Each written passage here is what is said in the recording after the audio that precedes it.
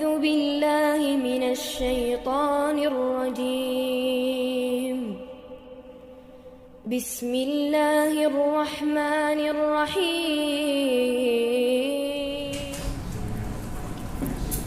السلام عليكم ورحمة الله وبركاته.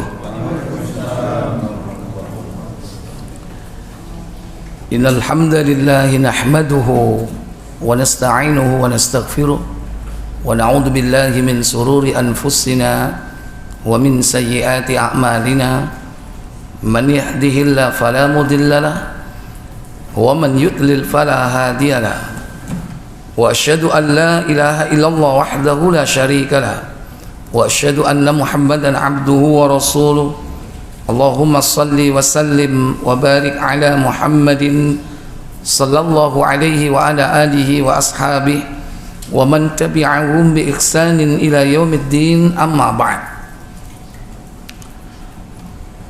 Puja dan puji syukur kita panjatkan kepada Allah atas limpahan nikmat-nikmat yang Allah berikan kepada kita semua. Semoga salawat dan salam selalu tetap terlimpah kepada Nabi kita Muhammad sallallahu alaihi wasallam. Demikian pula untuk keluarga dan keturunan beliau, para sahabatnya dan seluruh pengikutnya hingga tegaknya hari pembalasan. Bapak Ibu, saudara-saudari sekalian yang dirahmati Allah, malam ini kita akan mengkaji satu tema, yakni ziaratul kubur, ziarah kubur. Ada dua kata di situ. Pertama ziarah, yang kedua adalah al-kubur. Ziarah arti secara bahasa yaitu berkunjung, mengunjungi. Kalau antum bermain di rumah teman itu namanya ziarah. Makna secara umum berkunjung ini juga bisa diterapkan kepada tempat-tempat yang Nabi memerintahkan, atau hanya sekedar perkara-perkara mubah. Adapun kalimat al-kubur di sini yang dimaksud yaitu makbarah, kuburan, bukan alam kubur atau alam barzah. Karena kita tidak diperintah untuk berziarah ke alam barzah. Gimana caranya?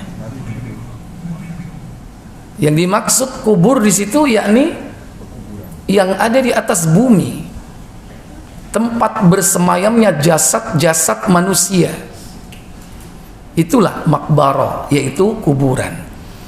Dan kita dianjurkan untuk berziarah ke tempat itu, berkunjung ke tempat itu. Sebagaimana Nabi SAW, beliau pernah bersabda dalam hadis Muslim di nomor 923 insyaallah.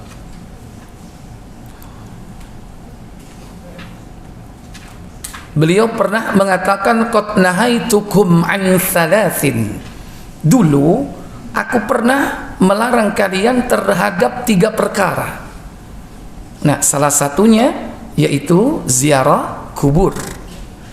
Tapi sejak itu Nabi SAW justru menganjurkan untuk mendatanginya. Silakan, sudah ketemu? Dari Abu Hurairah radhiyallahu an, ia berkata, Rasulullah SAW bersabda. Apa sabda beliau? Aku mohon izin kepada Rabbku untuk memohonkan ampun. 900 berapa itu? 23. 923. 24. Coba 925. Dari Buraidah. 25. Buraidah, riwayat Buraidah, bukan Aisyah, bukan Abu Hurairah. Silakan. Dari Ibnu Buraidah, dari bapaknya, ia berkata, Rasulullah SAW bersabda. Apa sabdanya? Dulu aku melarang kamu menziarahi kubur. maka sekarang ziarahlah. Nah, itu kalimat Nabi SAW. Salah satu di antara bentuk perintah. Nabi mengatakan, qad nahaitukum an ziyaratil qabr. Dulu aku pernah melarang kalian berziarah kubur. Fazuruha, maka sekarang berziarahlah. Nah, perintah Nabi dengan kalimat fazuru di sini yakni hukumnya mustahab. Yaitu hukumnya adalah sunnah. Dan ini sunnah yang sangat dianjurkan karena memiliki faedah yang banyak sekali. Bahkan Nabi SAW pernah diajak malaikat Jibril untuk menziarahi kubur, untuk mendoakan para penghuninya. Ini betapa pentingnya berziarah kubur. Sampai-sampai Nabi keluar malam meninggalkan istri tercinta Aisyah untuk melaksanakan perintah Allah. Beliau bersama malaikat Jibril mendatangi makam Baqi. Nah, perintah di sini zurul kubur, yakni dianjurkan bagi seorang muslim, dan yang dikunjungi adalah secara umum, kuburan manapun. Kalau itu tujuannya cuma satu, ingat mati. Tapi jika yang dikunjungi itu adalah makbarah, tempat orang-orang mukmin muslim dikubur di sana, maka ada dua tujuan. Oleh karenanya tujuan ziarah kubur itu ada dua. Yang pertama yakni zikrul maut, mengingat mati, dan yang kedua yakni ad-du'a li ahlil kubur, berdoa untuk ahlil kubur. Ini tujuan dari ziarah kubur. Namun kalau ziarah kubur itu dalam rangka mengingat mati di tempat-tempat yang bukan makbarah kaum muslimin, maka tidak boleh kita mendoakan ahli kubur di situ. Karena hukumnya haram mendoakan orang kafir. Maka yang pertama tujuannya adalah mengingat kematian. Dalam sebuah riwayat hadis, Nabi SAW berkunjung berziarah ke makam Aminah, yaitu ibunda tercinta, ibu beliau. Beliau minta izin kepada Allah untuk mendoakan ibunya, memintakan ampun, tapi tidak diperkenankan. Tapi beliau hanya sekedar untuk menziarahi kubur dalam rangka zikrul maut, yaitu mengingat mati. Baik, nomor 924 ya. Dari Abu Hurairah radhiyallahu an, ia berkata, pada suatu ketika Rasulullah SAW ziarah ke kubur ibunya, lalu beliau menangis, maka menangis pula lah orang di sekelilingnya. Iya, Rasulullah menangis, maka diikuti oleh para sahabat. Itulah contoh orang-orang yang cinta kepada Nabi. Sampai apapun yang dilakukan Nabi diikuti, sekalipun tidak mengerti maksudnya. Nabi ketawa, ikut ketawa. Nabi senyum, ikut senyum. Nabi menangis, ikut menangis. Saat itu sahabat tidak mengerti apa maksud atau sebabnya. Barulah kemudian Nabi menjelaskan. Apa kata beliau? Kemudian beliau bersabda, apa sabdanya? Aku mohon izin kepada Rabbku untuk memintakan ampun bagi ibuku, tetapi tidak diperkenankannya. Itulah kenapa sebabnya beliau menangis, karena tidak diizinkan oleh Allah memintakan ampun, yakni bagi ibunya. Akan tetapi Nabi hanya diberi izin untuk apa? Kemudian ku mohon izin untuk menziarahi kuburnya, maka diperkenankannya bagiku. Karena itu pergilah kalian ke kuburan, karena hal itu akan mengingatkan kalian pada maut. Iya. Dari situlah kemudian Nabi SAW memerintahkan kita fazurul kubur, berziarah kuburlah kalian, fa innaha tudzakkirukumul maut, karena hal itu dapat mengingatkan kalian semua kepada kematian. Maka dua, yang pertama mengingat kematian, yang kedua mendoakan ahli kubur, dengan catatan yang didoakan itu seorang muslim. Jika tidak, maka kita tidak boleh mendoakan. Maka niatkanlah secara ikhlas, an-niyatus salihah, semata-mata karena Allah Jalla wa'ala. Datang ke tempat yang dapat menumbuhkan keimanan, di antaranya yakni makbarah, kuburan, dengan cara menziarahinya agar kita mengingat kematian. Sahabat Utsman bin Affan pernah menangis ketika berada di makbarah. Saking derasnya air matanya, jenggotnya sampai basah. Lantas maula dari Utsman bernama Hani mengingatkannya. Apa katanya? Baca Tirmizi 2333.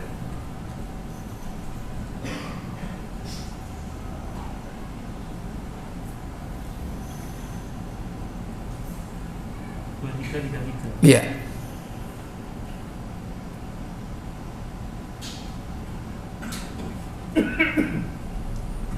Ya. Dari Ibnu Umar radhiyallahu anhuma. Afwan. Bukan.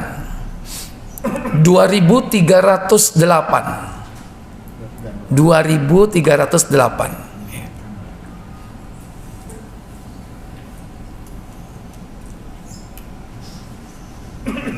Silakan. Anas menceritakan kepada kami, Yahya bin Ma'in menceritakan kepada kami, Hisham bin Yusuf menceritakan kepada kami, Abdullah bin Bahir menceritakan kepadaku, ia pernah mendengar Hani, mantan budak Utsman, mengatakan bahwa Utsman jika berdiri di atas kuburan, dia menangis hingga jenggotnya basah. Ini praktek langsung bagaimana mengingat mati. Begitulah para salafus soleh. Kalau berada di kuburan, beliau apa? Menangis. Kalau antum pengikut para salafus soleh, demikian. Tumbuhkan sikap kesedihan kita mengingat kematian ketika berada di kuburan. Ojo peringas, peringis nang kuburan guyu ngakak-ngakak. Ada nggak seperti itu? Nanti wonge. Diperintahkan kita menangis. Itu cara salafus soleh mengingat kematian. Kemudian apa kata Hani kepada Utsman? Lalu ada yang berkata kepadanya, ketika surga dan neraka diingatkan kepadamu, kamu tidak menangis. Akan tetapi kenapa dirimu menangis karena kuburan ini? Dia, Utsman, mengatakan bahwa, apa kata beliau? Rasulullah SAW pernah bersabda. Apa sabda Rasulullah SAW? Sesungguhnya kuburan itu adalah tempat pertama dari tempat-tempat di akhirat nanti. Innal qabra awwalu manzilin min manazilil akhirah. Sesungguhnya kuburan itu terminal pertama perjalanan manusia menuju kampung akhirat. Maka siapa yang selamat? Apa kata beliau? Jika seseorang selamat darinya, maka tempat setelahnya akan lebih mudah baginya. Faman naja minhu fama ba'dahu aisaru minhu. Siapa yang selamat darinya, maka masa-masa sesudahnya akan lebih ringan, mudah baginya. Tapi sebaliknya, jika dia tidak selamat darinya, maka tempat setelahnya akan lebih mengerikan darinya. Faman lam yanjumin, barang siapa yang tidak selamat dari alam kubur ini, fama ba'dahu asyaddu min, maka sesudahnya akan lebih dahsyat, lebih mengerikan. Itulah para salafus soleh. Ketika mereka melewati kuburan atau berziarah kubur dalam rangka mengingat kematian. Tumbuhkan perasaan itu ketika kita berada di kuburan. Duduk nang kuburan golek nggon sepi kaya apa? Golek wangsit. Ana sing digawe main, ana sing gawe ngombe, bahkan nang kuburan digawe koro sampean. Wal iyadu billah. Tidak seperti itu. Kadang malah ada di kuburan golek balungi menungso, digawe jamune doro cek menangan. Karo kan tak kandhani kon. Tapi ojo dilakoni. Ikhwatal iman azzani Allah wa iyyakum.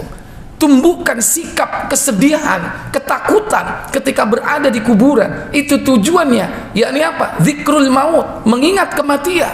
Itulah tujuan ziarah kubur. Kemudian yang kedua, tujuannya adalah mendoakan ahli kubur. Inilah tujuan yang diharapkan, agar yang hidup melaksanakan sunnah, agar yang mati mendapatkan faidah, mendapatkan kasih sayang rahmat dari Allah, mendapatkan ampunan dari Allah. Maka yang hidup pun akan mendapatkan pahala. Dua-duanya mendapatkan faidah dari Allah, pahala. Makanya mestinya kalau rumahnya dekat kuburan itu peluang pahalanya banyak. Menghidupkan sunnah, tumbuh rasa takut. Tapi kadang orang takut ya, duwe omah cedek kuburan. Biasanya regone rohis apa holi?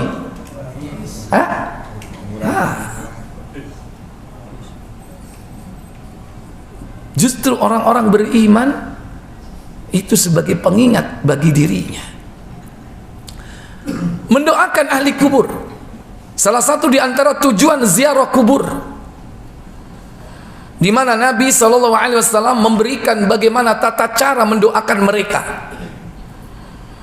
Secara umum dianjurkan kita berdoa sebagaimana adab-adab di dalam berdoa. Lebih utama dilakukan dengan bersuci atau bebas dari hadas besar dan kecil, dan berdoa menghadap kiblat, dan lakukan dengan berdiri serta mengangkat kedua tangan saat mengucapkan kalimat doa dengan diulang sebanyak 3 kali. Itulah yang dicontohkan Nabi kepada kita dalam hadis ziarah kubur beliau ke makam Baqi Al-Gharqad bersama malaikat Jibril alaihi salatu wassalam. Malaikat Jibril dan Rasulullah memberikan bagaimana ilmu pengetahuan tentang cara ziarah kubur. Bagaimana riwayatnya? Silakan buka Muslim 922.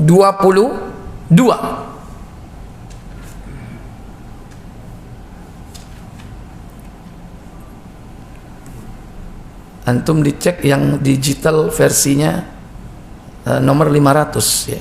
Baik.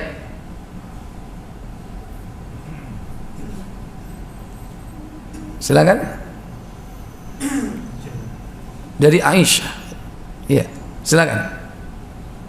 Dari Muhammad bin Qais bin Makhrama bin Muttalib, bahwa pada suatu hari dia berkata, "Sukakah kamu kuceritakan padamu suatu peristiwa mengenai diriku dan ibuku, yaitu Aisyah? Kami sangka ibu yang melahirkannya." Katanya Aisyah radhiyallahu anha berkata, "Sukakah kamu kuceritakan kepadamu suatu peristiwa mengenai aku dengan Rasulullah SAW?" Jawab kami, sudah tentu kami suka ya Ummul Mukminin. Katanya, pada suatu malam ketika giliran Rasulullah SAW di rumahku, setelah beliau menanggalkan pakaiannya dan meletakkan trompanya dekat kaki dan membentangkan pinggir jubahnya di atas kasur, lalu beliau berbaring. Setelah beberapa lama kemudian, dan barangkali beliau menyangka aku sudah tidur, lalu beliau ambil baju dan trompanya, dibukanya pintu perlahan-lahan, kemudian ditutupnya kembali perlahan-lahan. Menyaksikan beliau seperti itu, kukenakan pula bajuku dan kututup kepalaku dengan kain. Kemudian kuikuti beliau di belakang hingga sampai ke Baqi. Aisyah radhiyallahu taala anha menguntit Rasulullah. Saat itu waktunya mabit di rumah Aisyah. Ternyata Aisyah sempat curiga kepada Nabi SAW. Bahkan sebagian ulama mengatakan ini bagian dari kecemburuan beliau. Waktunya mabit di rumah Aisyah, di tengah malam keluar tanpa memberitahu Aisyah, karena memang Rasulullah menganggap Aisyah sudah tidur. Ternyata tidak. Diperhatikan Rasulullah ketika keluar dari rumahnya sampai ke makam Baqi, diikuti oleh Aisyah. Sesampai di sana, apa yang dilakukan Rasul sallallahu alaihi wasallam? Sampai di sana beliau berdiri agak lama. Kemudian beliau mengangkat kedua tangannya 3 kali. Nah, perhatikan bagaimana tata cara beliau. Berdiri, duduk, atau berdiri? Iya. Beliau berdiri agak lama dan mengangkat kedua tangannya. Sebanyak berapa kali? 3 kali beliau ulang. Berdiri, mengangkat kedua tangan 3 kali. Setelah itu apa yang dilakukan beliau? Sesudah itu beliau berbalik pulang. Aku pun balik pula mendahului beliau. Kalau beliau berjalan cepat, aku pun berjalan cepat-cepat. Bila beliau berlari-lari kecil, aku pun demikian pula. Ketika beliau sampai, aku pun sampai lebih dahulu daripada beliau. Masuk rumah dan langsung tidur. Setelah itu beliau masuk dan bertanya, "Kenapa engkau, hai Aisyah? Kudengar nafasmu kembang kempis." Nah, konangan. Ya. Rasulullah melihat Aisyah napasnya terengah-engah. Kemudian ditanya oleh Nabi SAW, apa jawab Aisyah? Jawabku, "Tidak kenapa-kenapa ya Rasulullah." Kata beliau, "Ceritakanlah kepadaku, ataukah Allah yang akan menceritakan kepadaku?" Jawabku, "Ya Rasulullah." Itu kalau Nabi. Kalau kamu nggak cerita wahai Aisyah, Allah yang akan cerita kepadaku.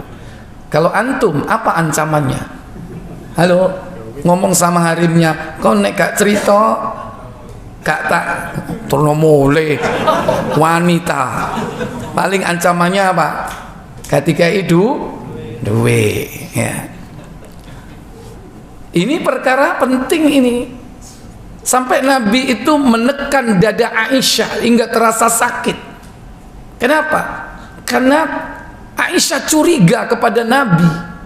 Biasa kecemburuan beliau kepada istri yang lain. Dianggap bahwa Nabi keluar dari rumah itu menuju ke rumah istri yang lain. Ternyata ke kuburan. Begitulah Aisyah.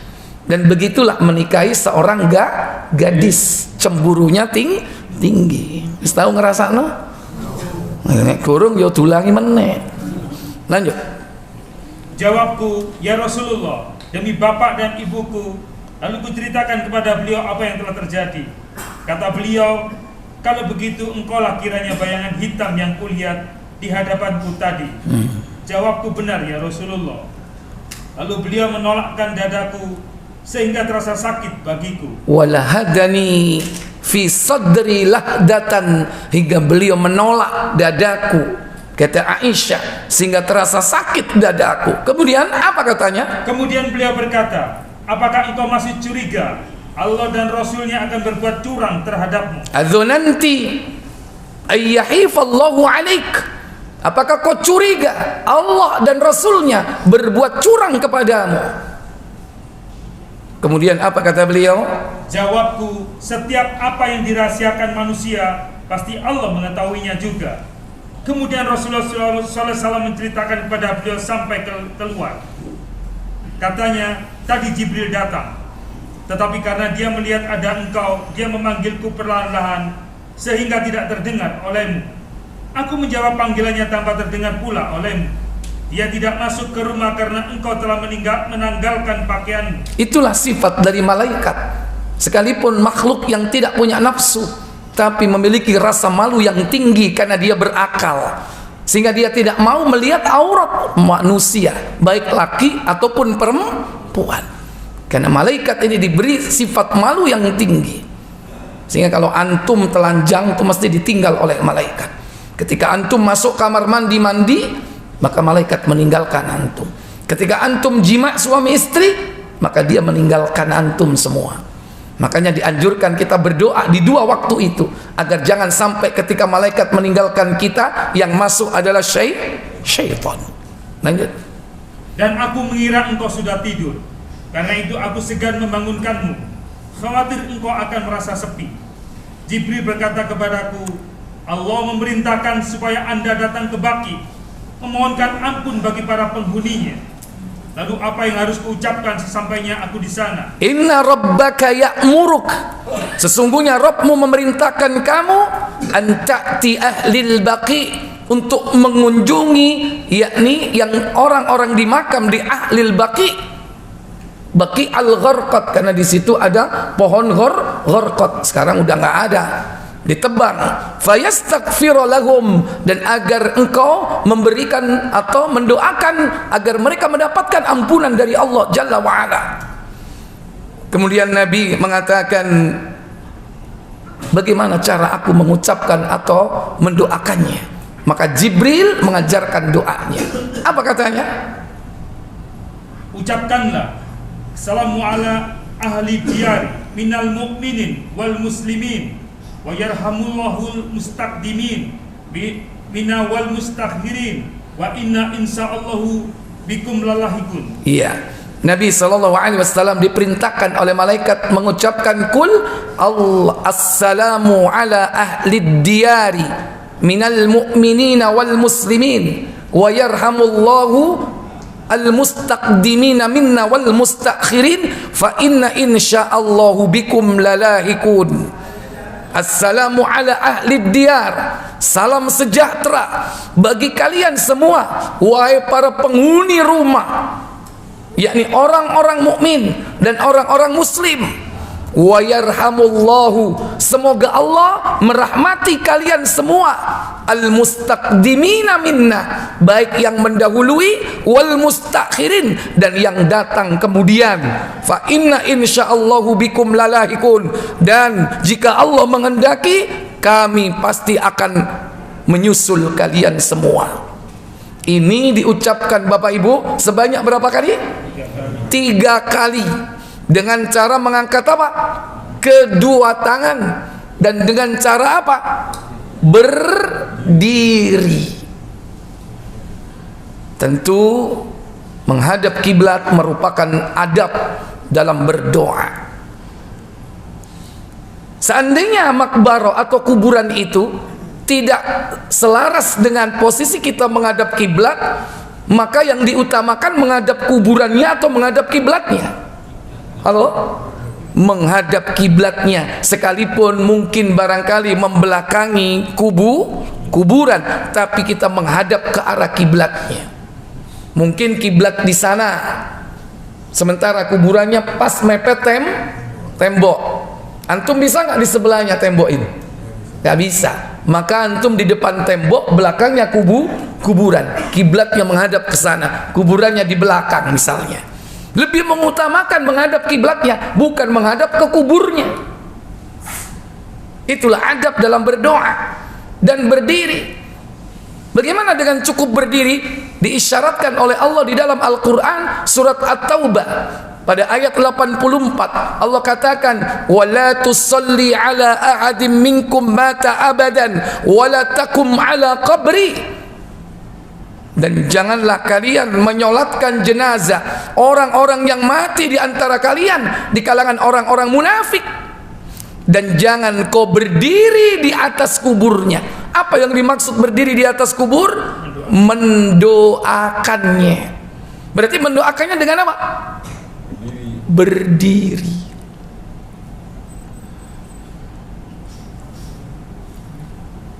Di dalam sebuah riwayat hadis, bahkan kita dilarang untuk duduk-duduk di atas kuburan, apalagi sampai sholat menghadap kuburan. Di dalam hadis Muslim nomor 918,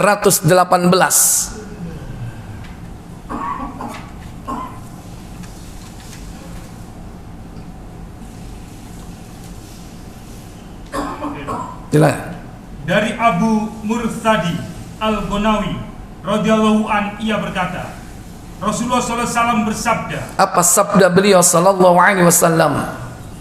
Janganlah kamu duduk di atas kuburan, dan jangan pula kamu sholat menghadap ke kuburan. La tajlisu 'alal qabri, jangan kalian duduk di atas kuburan. Wala tusallu 'ilaiha, dan jangan kalian salat menghadapnya. Ini menandakan bahwa di dalam melaksanakan perintah berziarah kubur hendaklah mengikuti tata cara yang diajarkan oleh Nabi sallallahu alaihi wasallam. Bagaimana Nabi mengucapkan dalam sabdanya dan bagaimana Nabi mencontohkan selama beliau ziarah kubur. Bahkan Nabi sallallahu alaihi wasallam beliau melarang kita bersikap hulu ketika kita berada di tempat-tempat seperti itu, karena sangat dimungkinkan larangan yang dulu dilakukan oleh Nabi itu karena manusia saat itu masih lemah imannya. Tapi ketika iman sudah kuat, Nabi memerintahkan. Akan tetapi tetap adab etika di dalam ziarah kubur, yakni mendoakan ahli kubur, bukan justru meminta kepada ahli kubur. Ini yang paling utama, yang paling pokok, yang harus dihindari. Karena tujuan dari berdoa di situ mendoakan ahli kubur, bukan supaya dia minta didoakan atau meminta langsung kepada ahli kubur dengan iktikad bahwa ahli kubur ini dapat mendatangkan manfaat, juga dapat mendatangkan madarat, padahal mereka tidak bisa berbuat apa-apa. Nabi SAW mengingatkan kita, jangan kau jadikan rumahmu seperti kuburan. Itu artinya bahwa kuburan itu tetap seperti tabiatnya, sifatnya, yaitu apa? Sepi. Sebaliknya, jangan kau jadikan kuburan itu sebagai tempat-tempat hari raya, khususnya kuburan Nabi SAW. Nabi bersabda, buka Abu Dawud 2041.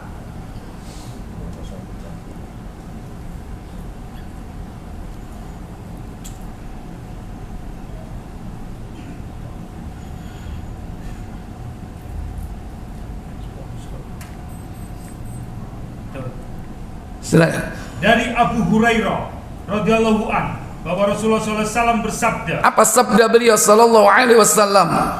Tidak ada seorang pun yang memberi salam kepadaku. Afwan, sesudahnya 2042 berarti. Silakan. Dari Abu Hurairah, sama. Dari Abu Hurairah, dia berkata. Apa katanya? Rasulullah SAW bersabda. Apa sabda beliau sallallahu alaihi wasallam? Janganlah kamu menjadikan rumahmu sebagai kuburan. La taj'alu buyutakum kubura. Jangan kau jadikan rumahmu seperti kuburan.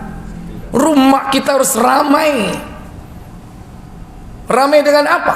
Ramai dengan solat, ramai dengan qiraatul Quran, ramainya rumah dengan ibadah. Apa ibadah yang paling utama? As-salat. Apa ibadah yang utama di rumah? Qiraatul Quran, baca Al-Quran, sehingga rumahnya ramai. Tutup ramai house musik, isu-isu wis dangdut, koplo bisa, supaya semangat bekerja. Bukan itu rumah yang berkah, ramai dengan yakni bacaan Al-Quran. Jadi rumah itu harus ramai. Sebaliknya, itu artinya bahwa jangan kau jadikan rumahmu seperti kuburan. Rumahmu itu jangan sepi. Berarti kuburan itu sifatnya apa? Sepi. Jangan bikin keramaian.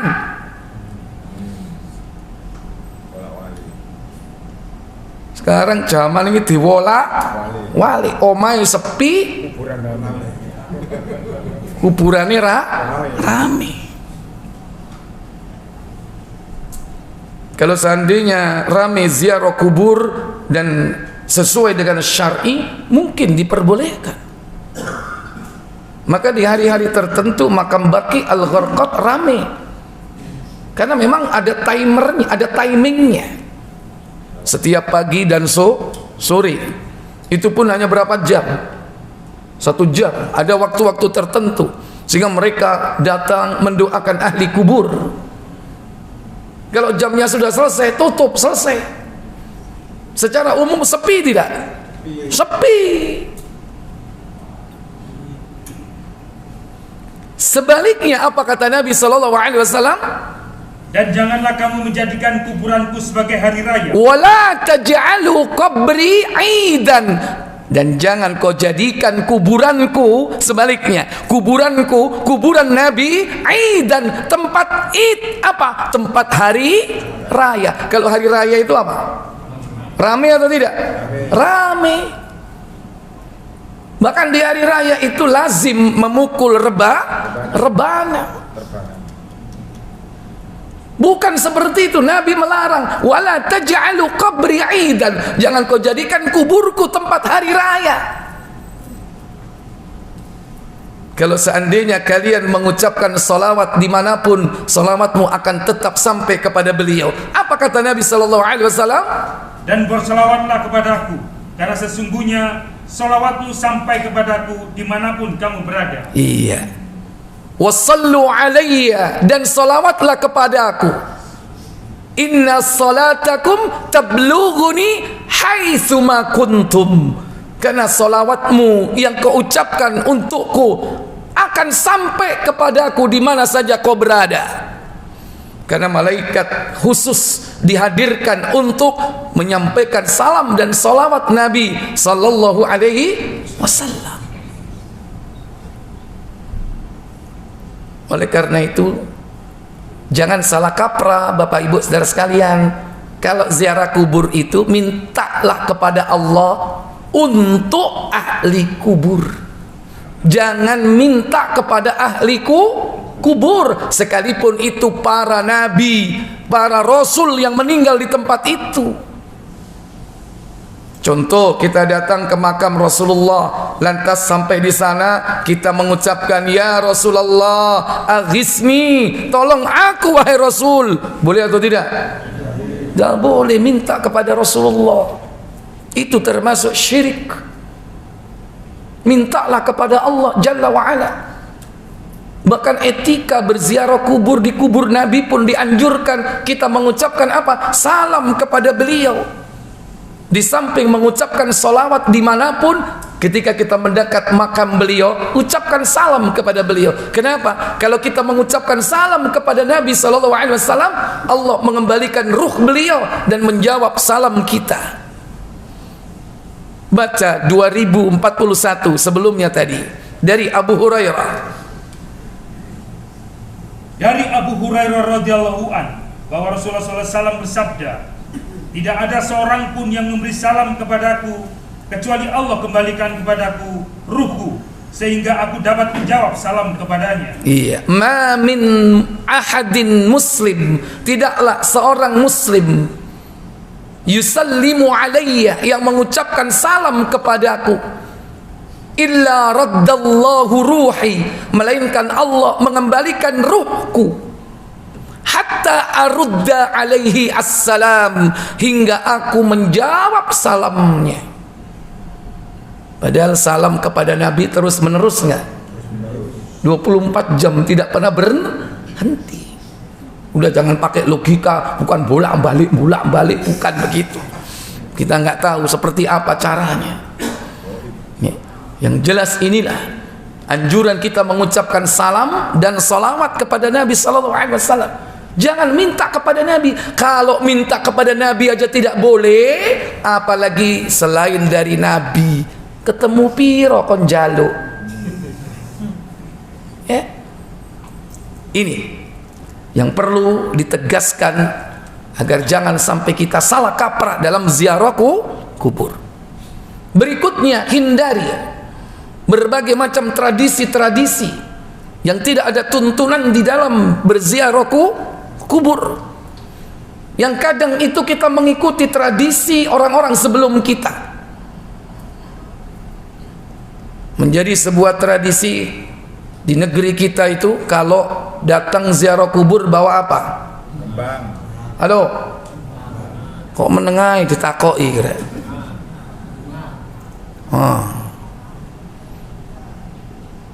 Ini termasuk di antara tradisi yang ada di negeri kita.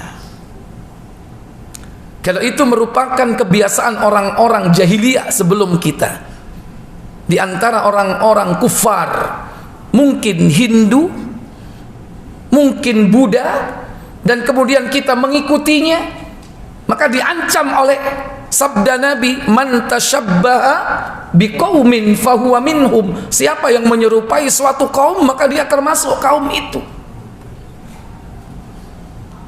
Belum lagi kita tidak tahu apa maksud dari kembang itu. Jumlahnya telon 3 macam. Ada mawar, melati, kenongo. Ini ada ramesannya ini. Dalam literatur mereka yang memiliki tradisi ini perwujudan dari Trimurti, 3 dewa, Brahma, Wisnu, Siwa. Brahma itu putih warnanya, simbol bunga melati, warna putih. Kemudian warna merah, bunga mawar, itu simbol dewa Wisnu. Kemudian warna kuning, bunga kenanga, simbol dewa Siwa. Ditaburkan itu maksudnya supaya mendapatkan berkah dari 3 dewa Trimurti. Antum yang nggak ngerti juntrungnya, norok bunte mulai kembang, ya. Masih ada nggak orang buang kembang itu di perempatan? Masih ada nggak? Sama nggak bunganya? Di samping ada bunga, ada apanya? Duitnya. Pernah nggak kelihatan duitnya? Sering. Mau coba ikut 10 perapatan lumayan nih.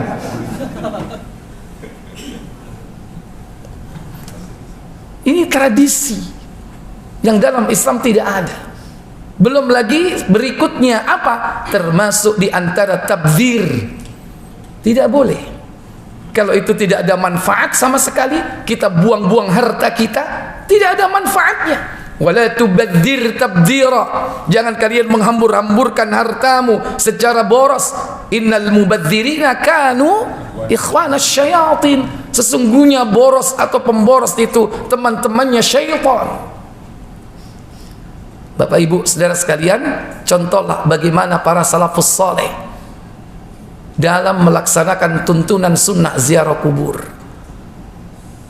penuh dengan ketawaduan dan kesederhanaan, penuh dengan keikhlasan, dan tujuan utamanya yakni agar orang-orang yang berada di dalam kubur itu mendapatkan faedah, diberikan rahmat oleh Allah, diampuni dosa-dosanya. Apa yang tampak di atas kuburan itu dengan pernak-pernik berbagai macam kemewahan, bahkan seandainya mungkin di marmer, di keramik, ya, atau dilapisi dengan emas sekalipun, bukan berarti akan membuat mulia ahli kubur itu.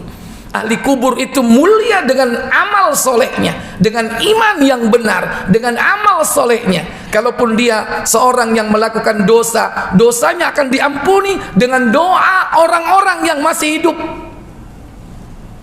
Itu yang diharapkan kemuliaannya, bukan kehebatan bagaimana kuburnya dibangun, dilapisi dengan emas, dilapisi dengan batu-batu dan sebagainya. Sama sekali tidak akan menaikkan derajatnya kalau memang orang tersebut di mata Allah rendah nilainya. Maka sekalipun manusia merendahkan secara zahir, mungkin seakan-akan dibiarkan begitu saja kuburnya. Koni kulo duwe kuburane wong tua dicarno sampai hilang. Mungkin nggak kuburan kita, orang tua kita hilang? Mungkin nggak? Kalau seandainya kuburan orang tua kita atau siapapun mereka di antara orang-orang yang beriman dan bertakwa kepada Allah, sekalipun tidak tahu tempat di mana kuburnya, tidak akan sampai merendahkan derajat mereka di sisi Allah. Orang yang mulia tetap mulia di mana saja dia berada, sekalipun hilang kuburnya. Maka jangan kita terkecoh dengan bentuk-bentuk fisik yang ada di atas tanah atau di atas bumi. laksanakan perintah Nabi SAW dan jauhi berbagai macam larangan, baik itu yang haram ataupun juga perkara-perkara yang makruh yang berkaitan dengan tata cara, berkaitan dengan kuburan, termasuk dalam amalan ziarah kubur. Kita berharap orang-orang yang berada di rumah persinggahan untuk menuju kehidupan akhirat yang lebih kekal abadi, mereka itu mendapatkan ampunan dari Allah Tabaraka wa Ta'ala atas doa yang diucapkan dengan kalimat wa yarhamullahu, semoga Allah merahmatinya. Rahmat tidak lain adalah ampunan yang diharapkan oleh ahli kubur. Termasuk apabila yang kita datangi Bapak Ibu, dia adalah kedua orang tua kita, maka berdoalah kepada Allah, memintakan ampun baginya. Allahumma ighfir lahu warhamhu, atau Allahumma ighfir laha warhamha. Supaya dengan cara seperti itulah kita tidak akan menyalahi apa yang telah dituntunkan oleh Rasulullah SAW di dalam mengucapkan kalimat-kalimat doa. Di samping yang disebutkan oleh Nabi, yang diajarkan oleh malaikat Jibril, assalamu ala ahli diyar atau assalamu ala daru qaumin mu'min, maka silakan berdoa dengan doa yang disebutkan dalam banyak riwayat mengenai doa-doa solat jenazah. Itu bisa dipakai untuk ketika kita berziarah kubur. Wallahu a'lam. Kemudian di antara yang bermanfaat bagi ahli kubur di samping doa, yaitu amalan yang dikerjakan oleh anak-anaknya yang masih hidup ketika ahli kubur ini memiliki tanggungan hutang kepada Allah. Di antaranya yaitu puasa. Jika ahli kubur ini memiliki hutang puasa, maka anaknya yang harus membayar hutang puasanya, sebagaimana di dalam hadis Bukhari nomor 970 KBC.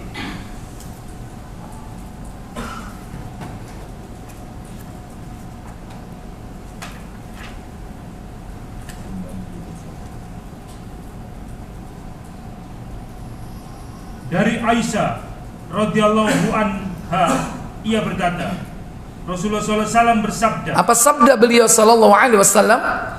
Barang siapa meninggal dunia sedangkan ia ketinggalan puasanya, maka puasa yang ketinggalan itu boleh dipuasakan atau dibayar oleh walinya. Iya.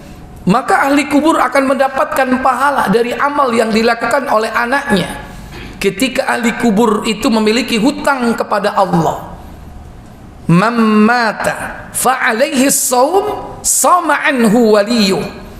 Barang siapa yang meninggal dunia sementara dia punya hutang puasa, maka walinya yang akan menggantikan puasanya. Padahal yang melaksanakan puasa siapa? Anaknya. Tapi pahalanya nyampe kepada ahli kubur. Di samping doa, pahala puasa yang dilakukan oleh anaknya ketika ahli kubur itu berhutang puasa. Yang ketiga, yaitu bersedekah atas nama ahli kubur. Dalam sebuah riwayat hadis Muslim 957 kalau tidak salah. Coba dicek. Pahala sedekah untuk ibu bapak.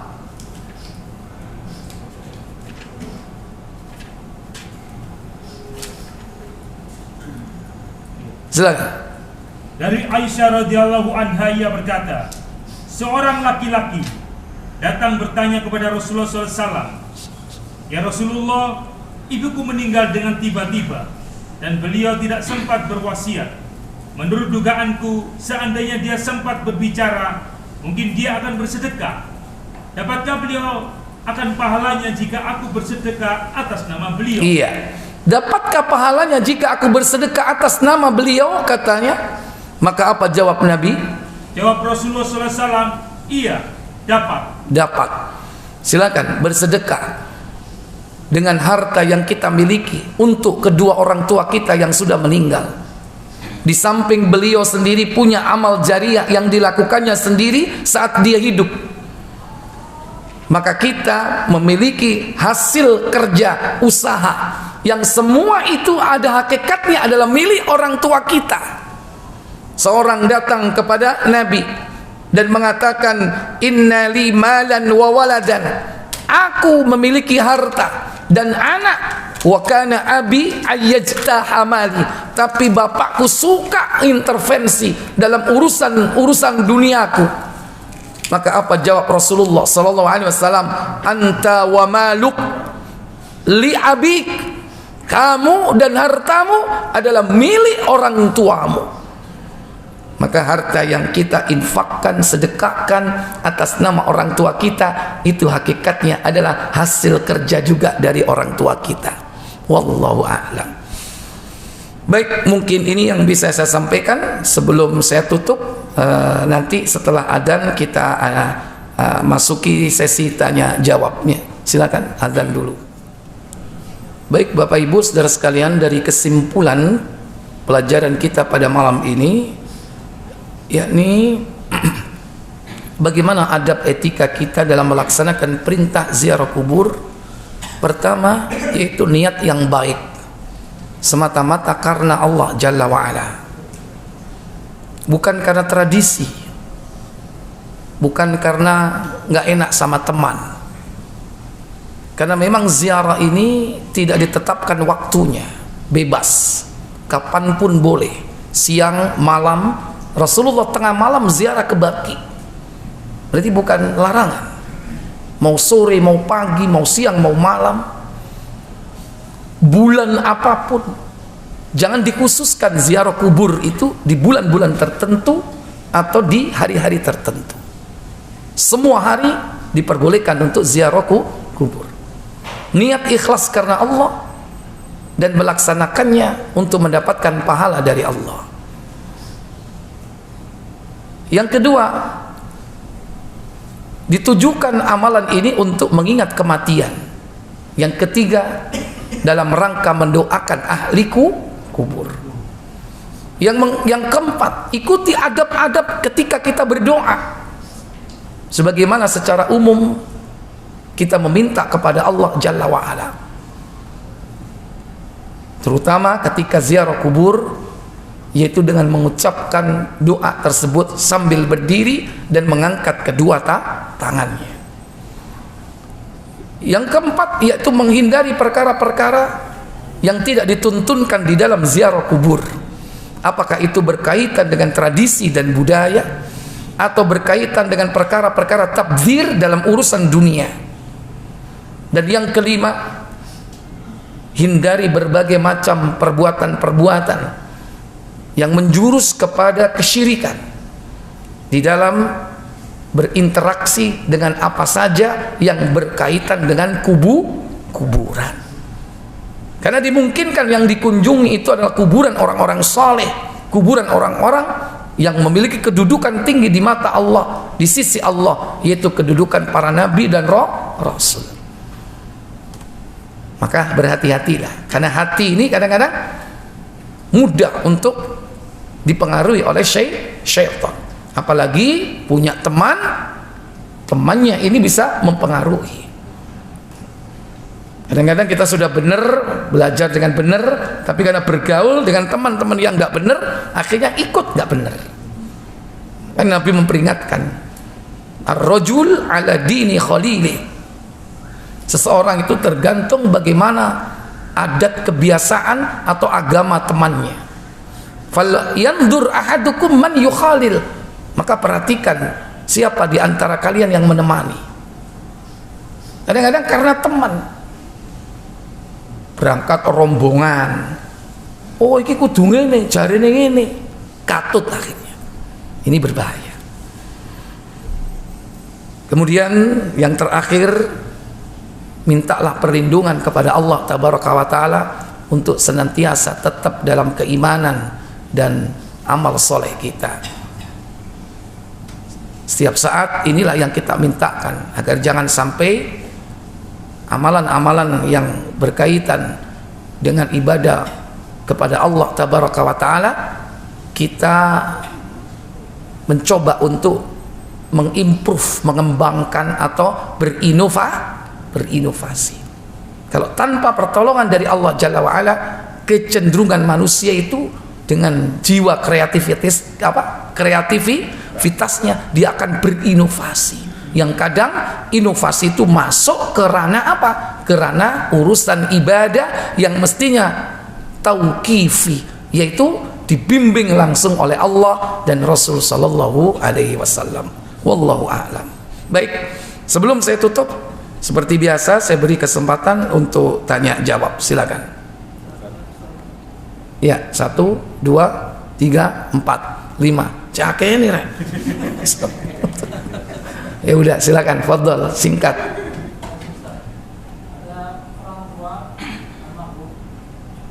Allahu yarham.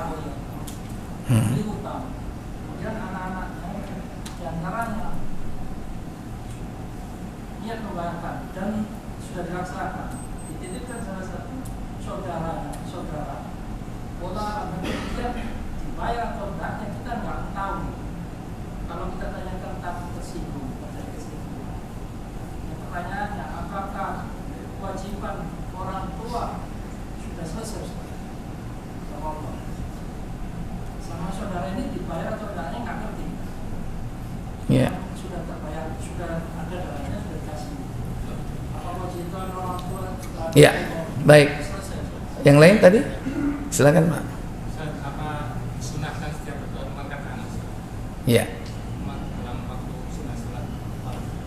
Iya, baik. Baik, silakan. Kondisi sekarang kan makam penuh, Ustaz. Jadi kalau ada orang meninggal itu dijadikan satu sama makam keluarganya. Jadi kalau makam keluarganya hilang, itu kan tidak boleh dimakamkan di situ. Apakah kondisi seperti ini membolehkan membuat batasan pinggir-pinggir biar nggak hilang makamnya? Dan mau yang pintus-pintus. Iki, ya. Biar nggak hilang. Yang dimaksud girian gitu aneh. Baratu. Oh, baratu. Ya, baik. Ahmad, ya. Silakan. Ustaz, saya banyak punya teman yang minta pada ahli kubur.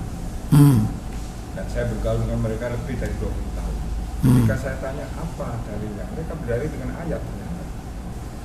Jangan mengira orang yang mati di jalan Allah itu mati. Sungguhnya dia hidup di sisi Allah dan mendapat rezeki. Itu dalil mereka. Saya minta itu di Ali Imran saja. Iya. Itu yang mereka yang meyakini itu. Menafsirkan seperti cara menafsirkan ayat. Bagaimana, Ustaz? Iya. Baik. Oh ya, silakan. Memberi salam pada ahli kubur ya. Dengan contohkan ya Rasul ya. Sebenarnya yang lain. Yang kedua, bagaimana perempuan jadi syiar. Kalau perempuan. Iya, baik. Yang pertama, hutang seseorang yang belum diselesaikan sampai matinya. Ketika ahli waris itu mengetahui bahwa orang tuanya yang meninggal ini punya hutang, akhirnya dia melunasi hutangnya. Maka harta itu dibayarkan kepada ahli waris. Ya. Ketika sudah dibayar hutangnya itu kepada ahli waris, kewajiban orang yang berhutang sudah gugur. Dengan catatan apa? Sampai kepada ahli waris. Dan ahli waris itu memiliki kewajiban untuk membaginya sesuai dengan hukum waris. Dan itu urusan mereka. Kita yang berhutang hanya bisa memberikan saran. Dikasihkan ke saudara tertua. Sementara dia punya adik-adik laki perempuan. Disampaikan. Duwe aja digawe dhewe lho ya. Iki adikmu duwe hak waris sih. Teko utang kuwi. Teko utangi abah kuwi. Nah, itu salah satu al-amru bil ma'ruf wan nahyu 'anil munkar. Sebatas itu. Gugur setelah itu. kecuali kalau kita tidak membayarnya. Nah itu nanti akan jadi tanggungan di mana? Akhirat. Di akhirat. Hutang yang tidak diselesaikan di dunia nanti diselesaikan di akhirat. Kata Nabi, buka Bukhari 1171 KBC. Dan ini berlaku bukan hanya material tapi juga immaterial. Termasuk apa? Merusak kehormatan orang lain. Itu harus diselesaikan di dunia. Silakan.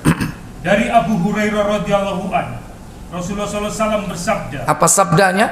siapa yang merusak nama baik atau harta benda orang lain, maka minta maaflah kepadanya sekarang ini. Ya. Man kana madlamatun min irdihi aw min malin. Siapa yang punya kezaliman atau melakukan kezaliman, baik itu berupa kehormatan, pernah mencaci maki orang, diilok-ilokno, dintekno, hancur nama baiknya, aw min malin atau harta benda, maka Nabi mengingatkan, falyatahallalhu, mintalah kehalalan al-yaum, sekarang juga. Sebelum apa? Sebelum datang hari di mana mata uang tidak berlaku lagi. Qabla ya'ti yauma la dinar wala dirham. Sebelum datang hari ketika dinar dan dirham sudah tidak ada lagi. Kapan itu? Hari kiamat. Kaono dinar uang emas, dirham uang perak, apa meneh rupiah, kaono artine. Diobong entek ya. Kalau dinar diobong tetap emas. Nek duitmu mau obong dadi apa? Awu. Dinar aja nggak ada, dirham nggak ada, sudah karena udah kiamat, habis. Maka yang ada adalah pahala yang kita bawa. Apa yang dilakukan Allah? Kalau ia mempunyai amal baik, sebagian dari amal baiknya itu akan diambil sesuai dengan kadar aniaya yang telah dilakukannya. Iya. Fayakhudhu ajra amalis salih biqadarin madlamatih. Diambil pahala amal solehnya sesuai dengan kadar amal, sesuai dengan kadar kezaliman yang dia lakukan. Diberikan kepada siapa? Kepada orang yang terzalimi. Hadza min hasanati wa hadza min hasanati. Inilah kebaikan amal solehnya, diberikan kan? Kalau sudah seperti itu banyak orang bangkrut nanti. Kalau dia tidak punya amal soleh, apa yang dilakukan? Kalau ia tidak mempunyai amal yang baik, maka dosa orang lain itu diambil dan ditambah kepada dosanya. Itulah orang-orang yang muflis nanti di akhirat. Apa? Bangkrut. Nah, kita jangan sampai bangkrut di akhirat. Baik. Tadi tentang apa Pak tadi? Berdoa, mengangkat tangan. Secara umum perintah berdoa itu mengangkat tangan. Karena itu bagian daripada adab etika berdoa. Bahkan dalam sebuah hadis, Nabi itu malu apabila hambanya berdoa kemudian diturunkan kedua tangannya dalam kondisi hampa. Malu. Itu artinya salah satu sebab dikabulkannya doa itu dengan mengangkat kedua tangan. Nah, dalam perkara ini Nabi sudah pernah menyontohkan kapan beliau selalu mengangkat tangan, kapan beliau tidak mengangkat tangan. Nah, ikuti seperti apa yang dilakukan beliau. Contoh yang mesti mengangkat tangan. Kapan? Pertama, yaitu ketika doa kunut. Beliau pasti mengangkat tangan. Tidak pernah meninggalkan tidak mengangkat tangan. Yang kedua, yaitu ketika berada di Safa dan Marwah. Saat sa'i, mengangkat kedua tangan. Membaca zikir 3 kali, doa 2 kali, menghadap ke arah kiblat. Yang ketiga, yaitu ketika ziarah kubur, Nabi mencontohkan mengangkat kedua tangannya. Yang keempat, ketika salat istisqa, minta apa? Hujan. Bahkan mengangkatnya sangat tinggi sampai kelihatan apa? Ketiak beliau. Dan khusus berikutnya bagi khotib, ketika berdoa saat berkhutbah mengangkat tangannya cuman satu jari, dengan satu tangan, ya, jari telunjuk. Ini tuntunan yang diajarkan Nabi. Makmum ojo melok-melok, memang konser ini kabeh. Itu khusus buat khatib, ya. Adapun setelah sholat fardu, beliau tidak mendawamkan untuk selalu mengangkat tangan. Adapun untuk sholat sunnah, kadang mengangkat tangan, kadang tidak mengangkat tangan. Dan selalu tidak mengangkat tangan apa? Ketika sholat. Al-Fatihah itu doa enggak? Doa. Ada enggak? Ghairil maghdubi alaihim waladdallin. Amin. Ada enggak?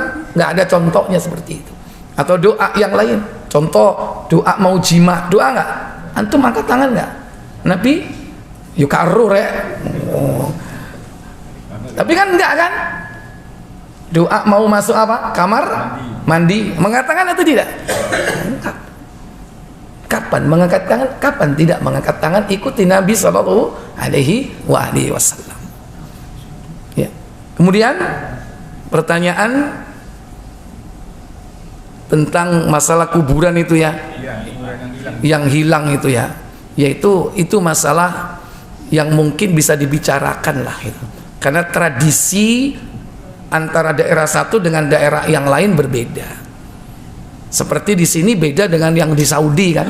Di Saudi ada masanya 3 tahun dicek kan, sudah jadi tulang belulang, dikumpulin kan, ditaruh di tempat jadikan satu, berapa orang itu.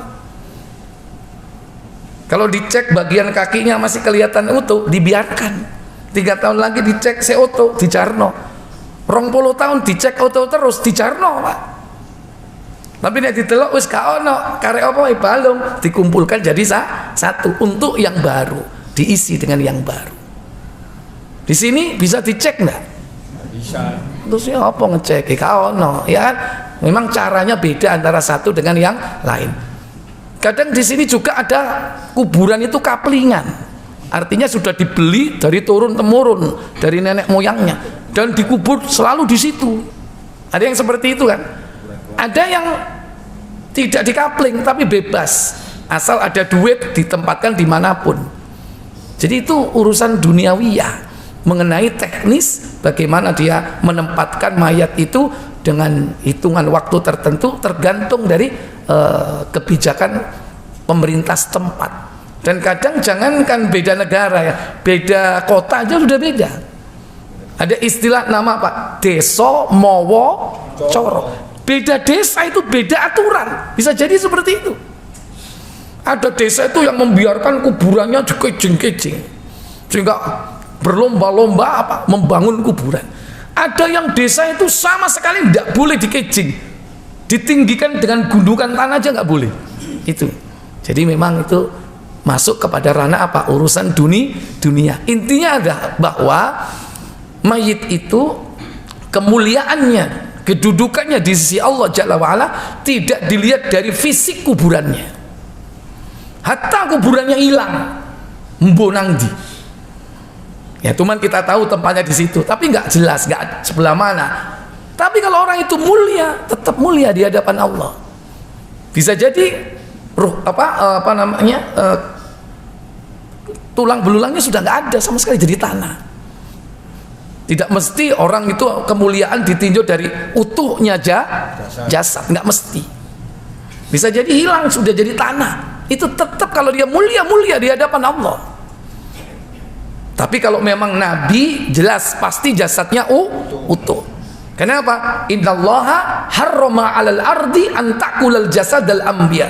Allah mengharamkan bumi memakan jasadnya para nabi. Lantum bukan nabi, ya diterima nek hancur. Kalau nggak hancur ya itu karunia. Tapi kadang orang kafir jasadnya nggak hancur, contoh Fir'aun. Atau yang dikubur ditaruh di sebuah pulau kecil namanya apa? Trunyan, tahu Rono? Bali.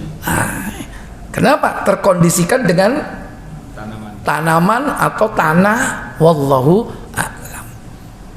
Adapun tentang pertanyaan Bapak, orang yang minta kepada kuburan menganggap bahwa ahli kubur di antara orang yang alim itu masih hidup yang bisa dimintai.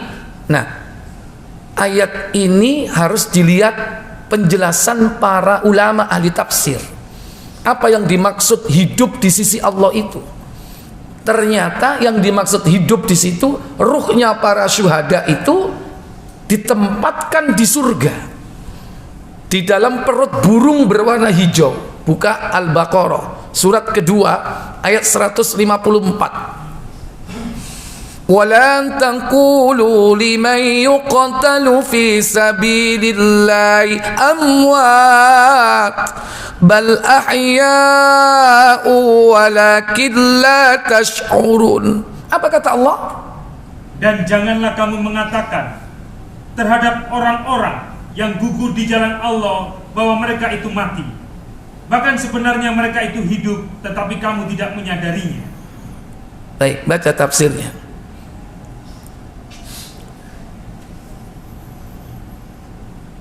Ruh para syuhada, dia hidup di sisi Allah, di alam barzakhnya, mendapatkan rizki dari Allah. Silakan.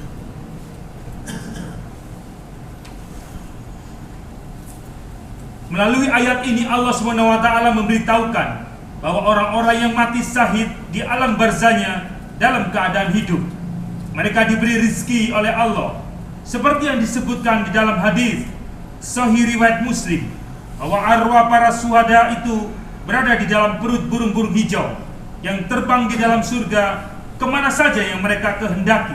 Jadi karena dia nggak punya casing, casingnya di mana? Di bumi. Jasadnya berkalang tanah, ruhnya ditempatkan oleh Allah di perut burung hijau. Yang burung itu pergi tiap pagi kemana? Makan buah-buah surga. Enak nggak? Terus lanjut. Kemudian burung-burung itu hinggap di lentera-lentera yang bergantung di bawah arsy. Kemudian Rabb-Mu menjenguk mereka. Dalam sekali jengukannya dia berfirman, apakah yang kalian inginkan? Mereka menjawab, wahai Rabb kami, apalagi yang kami inginkan, sedangkan Engkau telah memberi kami segala sesuatu yang belum pernah Engkau berikan kepada seorang pun di antara makhluk-Mu. Kemudian Allah mengulangi hal itu terhadap mereka. Iya, jadi selalu ditanya ruh ini, ayo minta apa yang kau minta. Satu aja permintaan, dipaksa dia untuk meminta sesuatu. Akhirnya dia terdesak meminta satu permintaan kepada Allah. Apa permintaannya? Manakala mereka didesak terus dan tidak ada jalan lain kecuali mengemukakan permintaannya, akhirnya mereka berkata, kami menginginkan agar Engkau mengembalikan kami ke dalam kehidupan di dunia, lalu kami akan berperang lagi di jalan-Mu, hingga kami gugur lagi karena membela Engkau. Mengingat mereka telah merasakan pahala dari mati syahid yang tak terperikat itu, maka Allah berfirman, sesungguhnya aku telah memastikan bahwa mereka tidak dapat kembali lagi ke dunia sesudah mereka mati. Kalau orang yang mati syahid para syuhada aja nggak bisa balik ke dunia, apalagi yang tidak mati syahid. Nggak akan balik Pak ke dunia ini Pak. Terus lapo dinteni malam Jumat itu. Ada nggak anggapan ruh malam Jumat itu pulang? Ada nggak? Nili putuwe, ayo. Ada anggapan seperti itu di kalangan kaum muslimin. Ini ruh yang hebat, mendapatkan nikmat, minta balik ke dunia, tidak diberi waktu oleh Allah, walaupun hanya sedetik. Ini maksud hidup di sisi Allah. Dia mendapatkan rizki, yaitu di surga. Bukan hidup bisa mengabulkan permintaan atau minta kepada Allah atas permintaan manusia yang hidup. Nah ini subhat yang kadang-kadang ditebarkan, yang kemudian akhirnya banyak orang yang meminta kepada orang yang sudah mati, yang dianggap orang ini syahid, padahal belum tentu mati syahid. Seandainya mati syahid pun tidak akan bisa memenuhi permintaan. Ini terakhir tadi tentang wanita, ya. Memberi salam kepada ahli kubur. Mungkin contohnya Nabi. Untuk manusia kan tadi sudah sebutkan 3 kali. Assalamu ala ahli diyari minal mu'minina wal muslimin wa yarhamullah, itu kan salam dan sekaligus doa. Salam, assalamu ala ahli diyar, doanya wa yarhamullahu, semoga Allah merahmatinya. Sekaligus dalam kalimat itu salam dan doa. Kepada Nabi apa? Salam dan salawat. Sama doa juga. Adapun untuk wanita itu tidak dianjurkan untuk ziarah kubur. Makanya dia disebut dengan apa? Zawarat, suka tukang ziarah. Wanita-wanita seperti ini disebut zawarat. Abu Dawud 1056. Naha anil zawarat. Nahan Nabiyu aniz zawarat. Nabi melarang yakni kepada wanita peziarah kubur. Jadi hobi. Nah ini ziarah meneh. Sekalipun para ulama berbeda pendapat di sini. Ada yang membolehkan, ya, ada yang tidak membolehkan. Ya. 1056 atau 57? 1057 atau 56? Abu Dawud insyaallah. 1057. Ayo.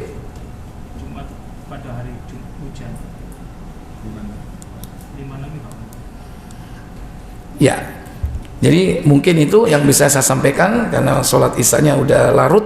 Semoga bermanfaat untuk kita semua. Kita tutup dengan kafarat majelis. Subhanakallahumma wa bihamdika asyhadu an la ilaha illa anta astaghfiruka wa atubu ilaik. Wassalamualaikum warahmatullahi wabarakatuh.